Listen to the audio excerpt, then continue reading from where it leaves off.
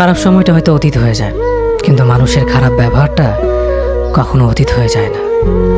শুধু নিজে থেকে কথা বলা বন্ধ করে দেখো, দেখবে অনেক আপনজন পর হয়ে যাবে। আসলে কেউ আপন হয় না।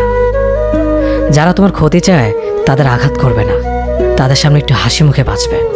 দেখবে তুমি আঘাত করলে যা কষ্ট পেত, ওরা তার থেকেও বেশি কষ্ট পাবে।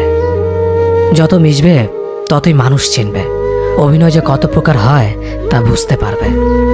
সবাইকে তোমার সত্যতা জানানোর দরকার নেই, যে যা ভাবে তা নিয়ে সমালোচনা করতে দাও।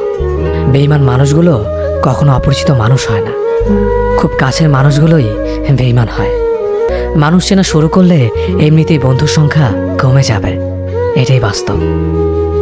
3টি কথা মনে রাখবেন: যে তোমাকে সাহায্য করে তাকে কখনো ভুলে যেও না, যে তোমাকে ভালোবাসে তাকে কখনো ঘৃণা করো না, যে তোমাকে বিশ্বাস করে তাকে কখনো ঠকিও না। ধোঁকা একজনেই দেয়, কিন্তু বিশ্বাস সবার উপর থেকে উঠে যায়।